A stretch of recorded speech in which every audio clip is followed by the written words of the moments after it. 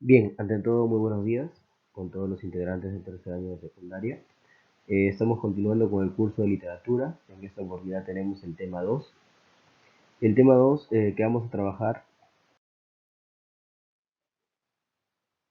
lleva como título La literatura de la conquista. ¿Sí?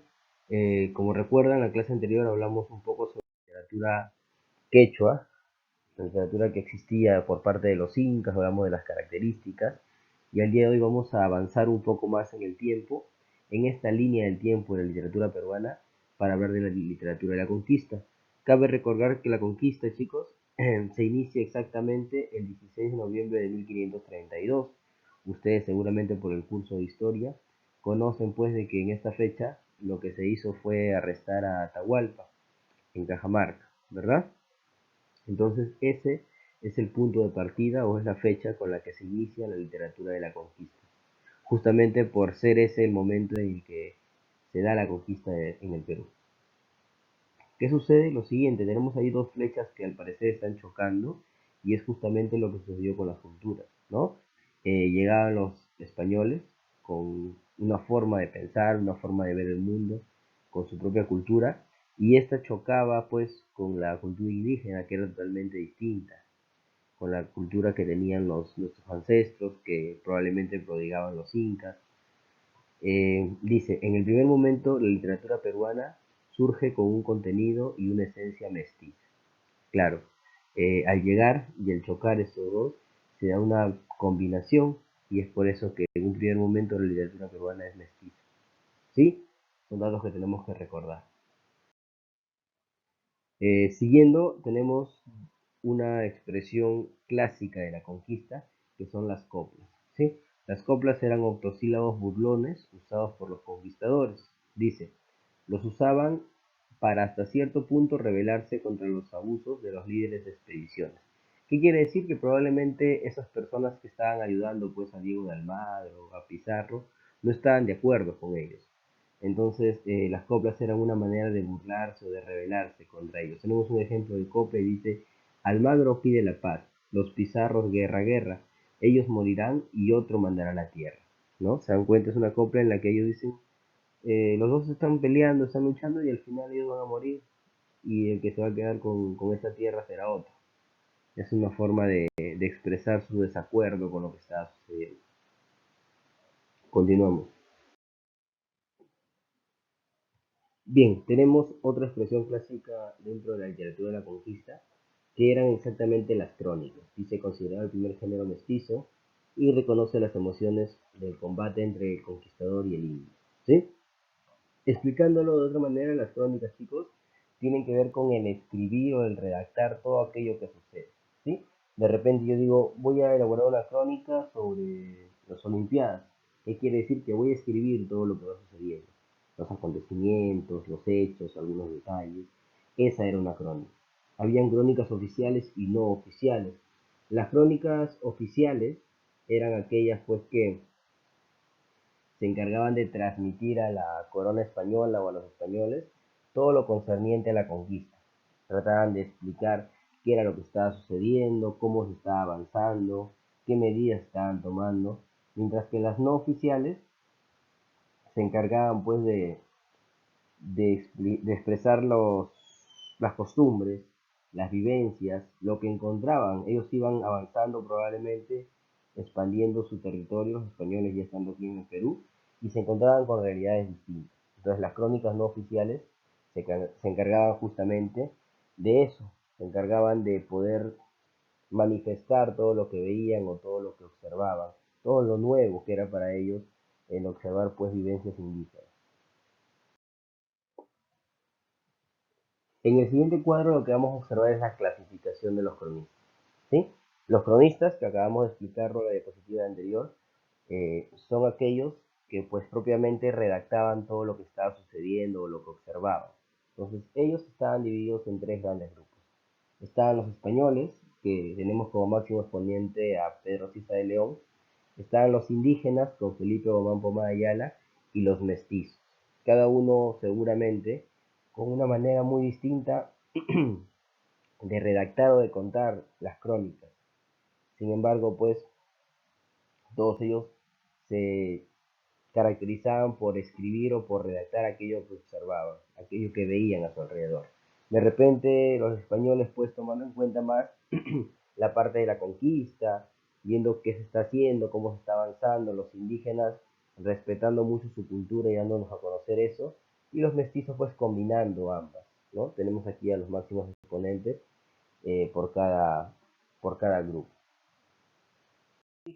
Entonces, ¿qué pasó con él? Él es el autor de este libro llamado Nueva Crónica y Buen Gobierno. ¿Sí? Eh, Vamos a ver algunos datos, voy a completar el cuadro para poder explicarlo mejor. Sí, tenemos los siguientes. Nueva Crónica y Buen Gobierno es escrito por Felipe Guamán Pomayala, como acaban de verlo, que era un cronista indígena. ¿Sí? Este libro fue dirigido a Felipe III, que era el rey de España. Sin embargo, al parecer hubo por ahí una artimaña, un arreglo de los españoles que no permitieron que él lo reciba. Entonces, Nueva Crónica y Buen Gobierno es un escrito de Felipe Gómez Poma que lo envió al rey Felipe III de España, pero nunca llegó a recibirlo. ¿Qué pasó? Después de 300 años, este libro fue encontrado en Dinamarca. Este libro no dejaron ciertamente que llegue a manos del rey Felipe, porque la intención o lo que tenía, lo que contenía este libro era denunciar todos los abusos que cometían los españoles contra los indígenas. Entonces, hasta ciertos puntos a los españoles no les convenía de que este libro llegue a manos del rey Felipe III. Es por eso que decidieron probablemente robarlo, esconderlo, y este libro apareció 300 años después en Dinamarca. ¿Sí? Continuamos. Tenemos también como representante de los cronistas mestizos al Inca Garcilaso de la Vega, que nació el 12 de abril de 1539. ¿Sí? El Inca Garcilaso de la Vega, en realidad, su verdadero nombre es Gómez Suárez de Figueroa, pero él era hijo de un capitán español llamado Sebastián Garcilaso de la Vega y de una ñusta llamada Chimpuoglio.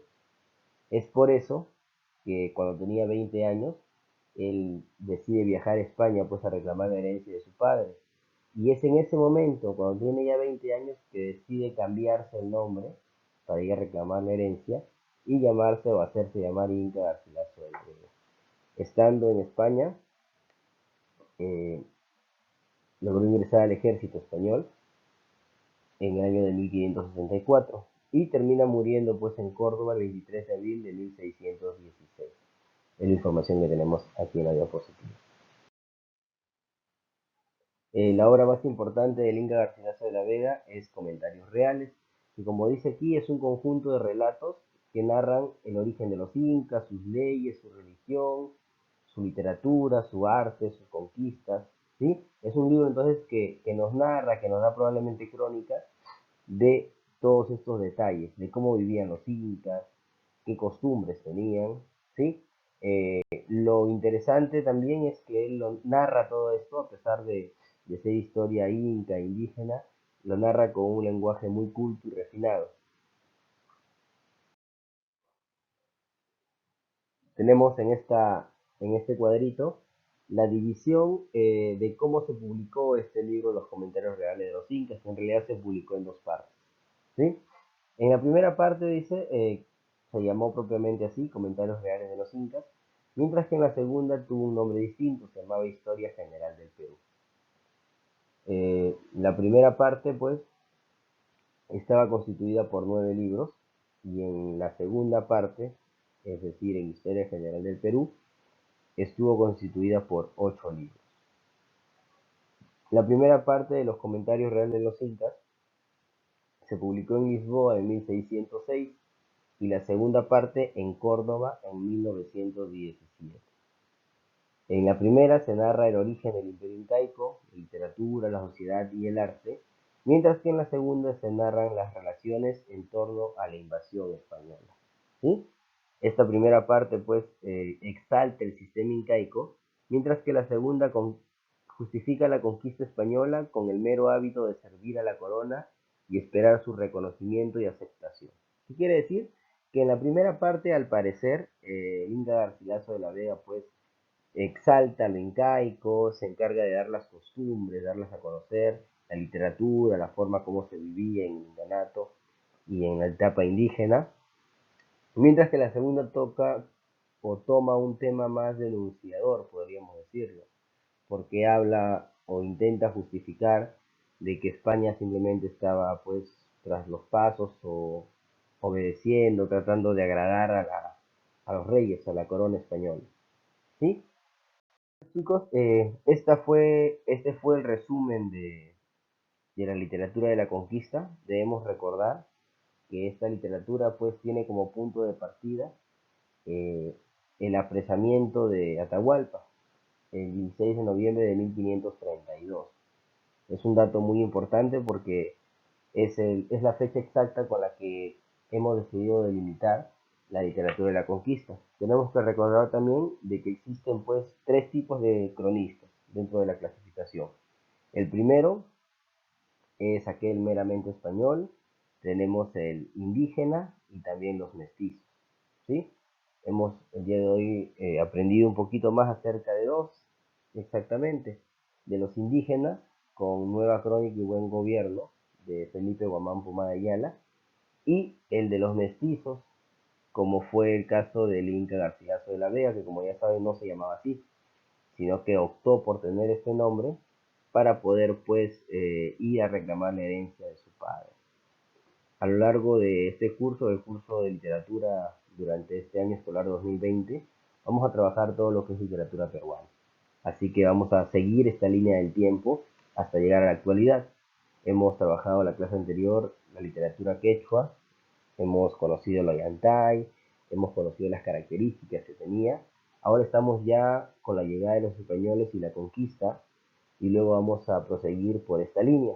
Así que espero que haya sido de su agrado esta publicación, este recuento en el video de todo lo que fue la literatura de la conquista. Que tengan un buen día.